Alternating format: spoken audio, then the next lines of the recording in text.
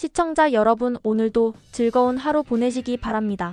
오늘의 사연 시작하겠습니다. 안녕하세요. 저는 올해 29살, 서울에서 직장을 다니고 있는 미혼 여성입니다. 디자인 계열 회사에 다니며 그래픽 작업을 전문으로 하고 있어요. 결혼한 친오빠가 한 명 있는데 오빠와는 무려 7살 차이가 나서 어릴 때부터 오빠가 저를 아빠처럼 챙겨주며 자랐어요. 어릴 땐 자주 싸우기도 했지만 언제나 마지막엔 오빠가 제 편이 되어주곤 했고, 그래서 제게는 세상에서 가장 믿을 수 있는 가족 중 하나예요. 그 오빠가 몇 년 전 결혼을 했고 지금은 새언니와 행복하게 잘 살고 있습니다. 저는 두 사람의 결혼식 준비를 도왔던 기억이 아직도 생생해요. 사실 도왔다기보다는 거의 모든 디자인 작업을 맡아 했다고 해도 과언이 아니죠. 당시 제가 대학에서 그래픽 디자인을 전공했고 전공을 살려 취업한 직후였기 때문에 실력도 열정도 넘치던 시기였어요. 오빠 결혼식 청첩장은 물론 웨딩 영상 편집, 사진 보정, 심지어는 웨딩 스냅 촬영까지 제가 다 했어요. 정말 바쁘고 고단했지만 가족을 위한 일이니까, 특히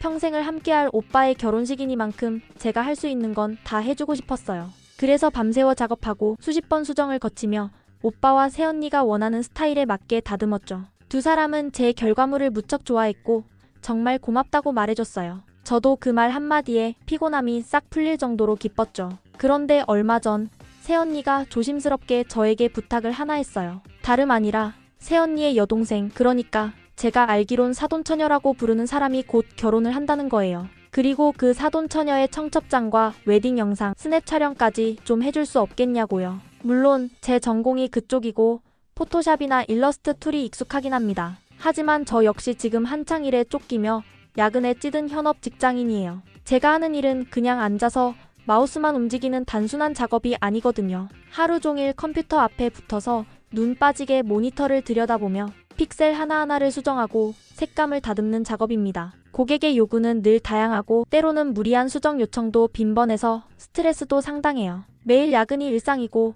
주말도 없이 일하는 경우가 흔하죠. 직장인이라면 누구나 힘들겠지만 특히 디자인 직구는 감정노동과 창의노동이 동시에 요구되는 직업이라 체력보다도 정신적으로 많이 소모돼요. 그런 상황에서 새언니가 사돈처녀의 결혼식 관련 모든 디자인 작업을 부탁해 온 거예요. 처음엔 조금 당황했어요.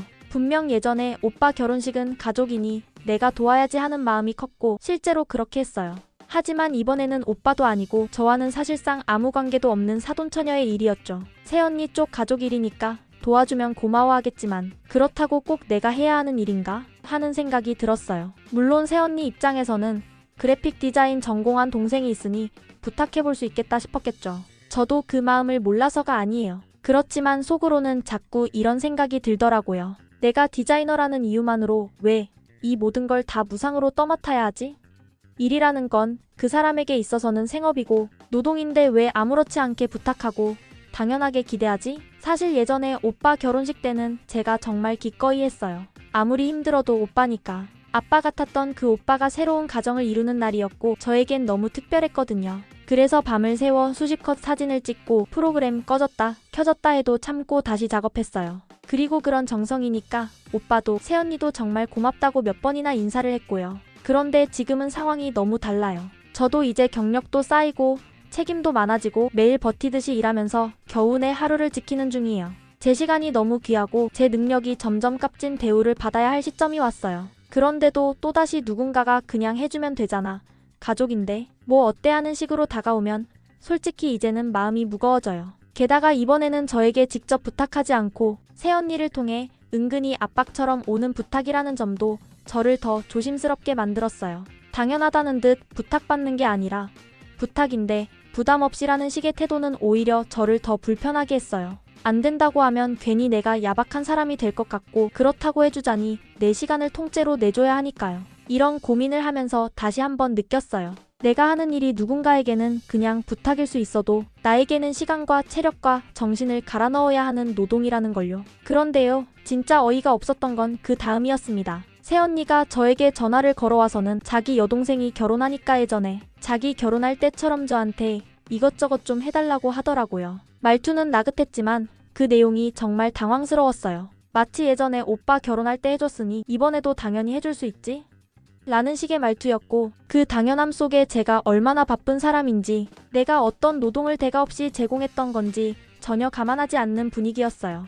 솔직히 처음엔 어이가 없었지만 바로 정색하기도 그렇고 저도 그렇게까지는 하지 말자 싶어서 좋은 말로 거절했어요. 요즘 회사 일이 너무 많아서요. 주중엔 야근이 거의 일상이고 정신없이 일하다 보면 주말엔 하루는 그냥 쓰러져 자고 하루는 남자친구랑 약속도 있어서요. 이번엔 정말 여유가 없을 것 같아요. 진심이었고 정중하게 얘기한 거였어요. 그런데도 전화를 끊고 나서 괜히 마음이 찝찝하더라고요. 왜 내가 이렇게 구구절절 내 사정을 해명하듯 설명했을까 하는 후회가 들었어요.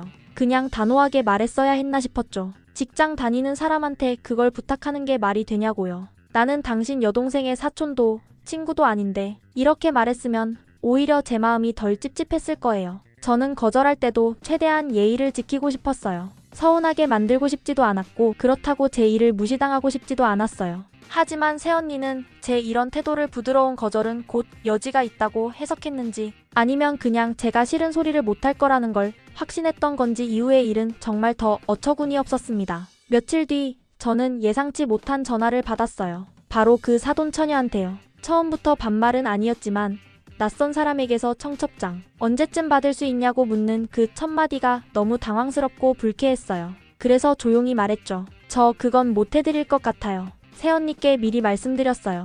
회사 일이 너무 많아서요. 그랬더니 사돈처녀가 뭐라고 했게요?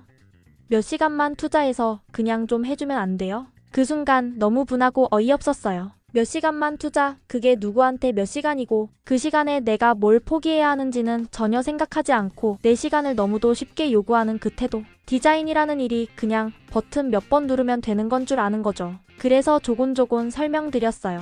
청첩장 디자인은 단순히 몇 시간 만에 끝나는 작업이 아니에요. 만들어 놓으면 수정 요청이 꼭 나오게 되고 디테일 하나하나를 고치다 보면 수일이 걸리는 일이에요. 저는 지금 여유가 없고 그런 부분까지 감당할 수 있는 상황이 아니니까 오히려 편하게 요구할 수 있는 업체에 맡기시는 게 훨씬 편하고 좋은 결과 나오실 거예요. 그랬더니 사돈처녀는 다소 퉁명스럽게 알겠어요 하고 전화를 끊더라고요. 그 짧은 통화 한 통에 저는 내 마음 깊숙한 곳까지 다 쓸려나가는 느낌이었어요. 내가 왜 이렇게 다른 사람의 당연한 기대에 응답하지 않으면 죄인처럼 느껴져야 할까?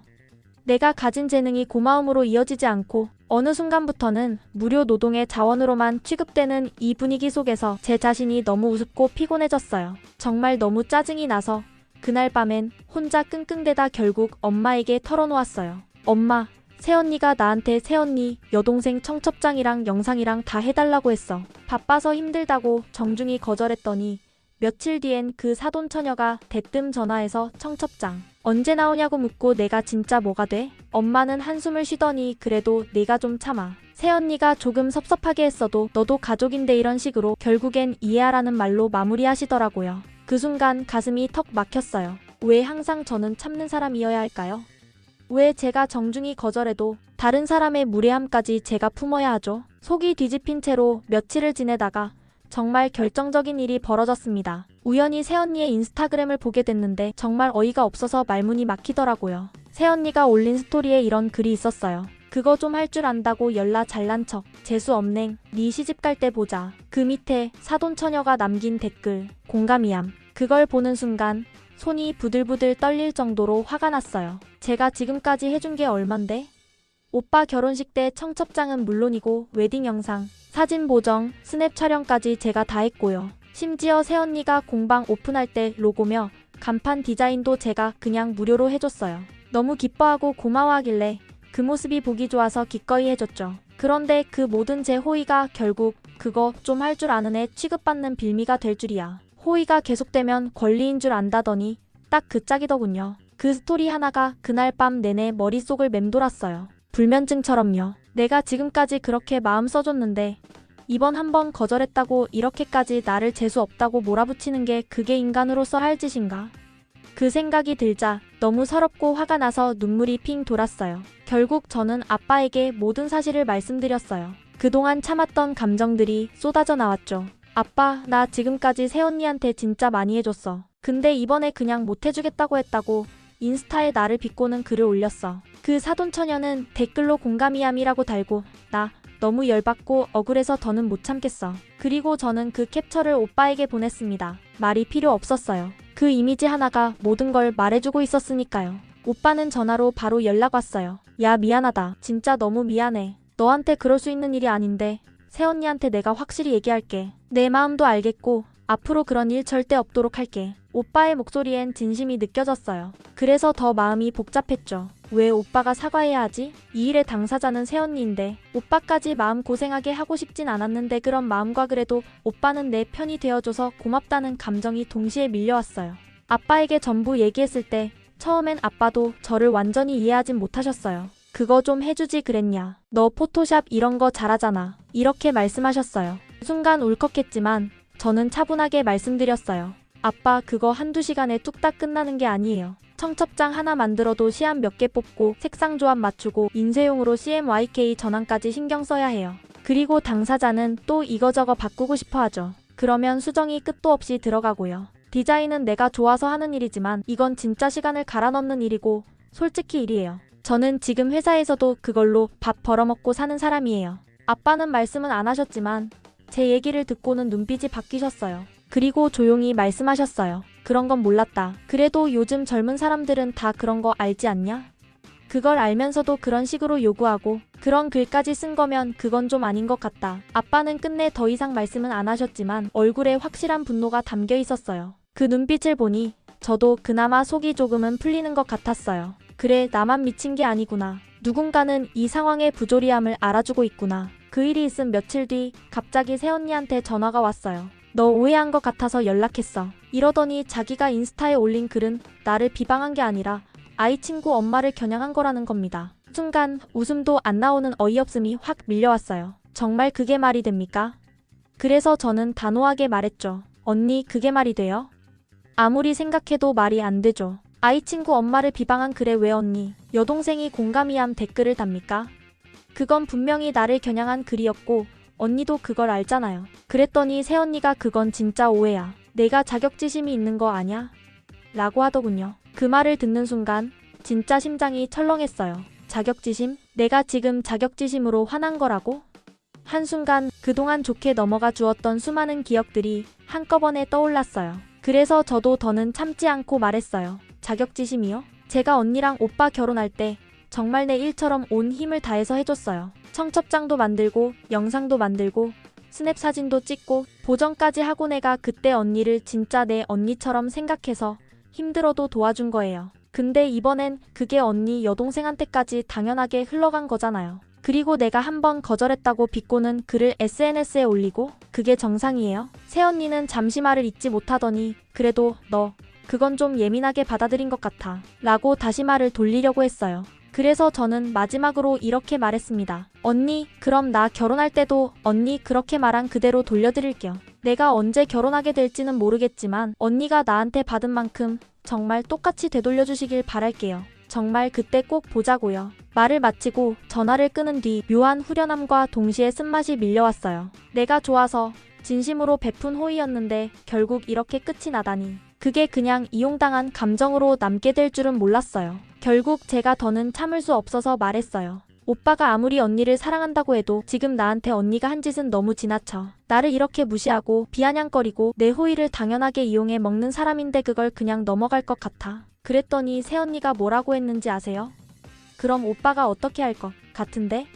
딱 이런 식으로 입꼬리를 올리며 비아냥대는 말투. 한마디로 네가 뭘 어쩌겠어? 오빠가 나 편이지 너 편은 아니야 라는 뉘앙스가 다 드러나는 말이었어요. 순간 분노가 온몸을 타고 올라왔습니다. 두고 보면 알지. 저도 말끝을 단호하게 잘랐어요. 그리고 이 일 아빠한테도 다 알릴 거야. 언니가 나를 이런 식으로 종 부리듯 쓰고도 아무렇지 않게 넘기는 걸 보면 이건 나뿐 아니라 우리 집안 자체를 우습게 보는 거라고밖에 생각 안 돼. 아빠가 이 얘기 들으시면 가만히 안 계실 거야. 그 순간 새언니 표정이 싹 굳더군요. 처음엔 당당하던 말투였는데 슬슬 눈빛이 흔들리고 목소리에 맥이 빠지기 시작했어요. 제가 이어서 말했죠. 결혼할 때 몸 하나만 와서 공방도 아빠가 차려주시고 오빠랑 언니 결혼 준비도 우리 집에서 다 도와줬어. 나도 그때 언니를 정말 가족이라고 생각해서 영상도 만들어주고 디자인도 다 해주고 심지어 공방 로고까지 공짜로 해줬어. 근데 이젠 뭐야?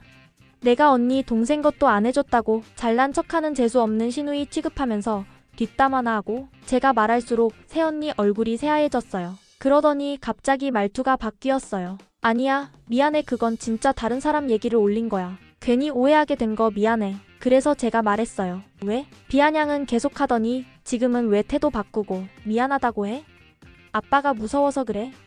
그럼 처음부터 그렇게 하지 말았어야지. 새언니는 그게 아니라 진짜 오해였어라고 했지만 계속 오해라고 우기면 우길수록 더 화가 나는 상황이었어요. 정말 자존심이 상한 게 아니라 사람이 사람을 이렇게까지 가볍게 무시할 수 있나 싶어서 너무 치가 떨렸어요. 그래서 저는 말했죠. 나도 이제 알았어. 우리 집이 언니한테는 그냥 퍼주는 집이었나 봐. 언니한테 공방도 차려주고 나는 호의로 이것저것 도와주고 그러니까 이 집은 그냥 말만 하면 다 해주네 싶었나 보지. 처음부터 나도 그냥 시누이 노릇하면서 살 걸 그랬어. 진짜 후회된다. 앞으로는 제대로 시누이 짓 좀 해줄 테니까 기대하고 계셔. 그리고 제가 마지막으로 한마디 했어요. 아빠가 평소엔 순하고 온화하게 보여도 아닌 건 단호하게 정리하시는 분이야. 공방 차릴 때 언니한테 지원해준 돈부터 당장 돌려드려야 할걸? 새언니는 그제야 정신이 들었는지 미안해. 진짜 미안해. 나도 생각이 짧았고 내 동생도 그렇게 전화하게 한 거 잘못됐어. 그 애한테도 사과 전화하게 할게. 이렇게 말하더라고요. 근데 정말 웃기지 않아요?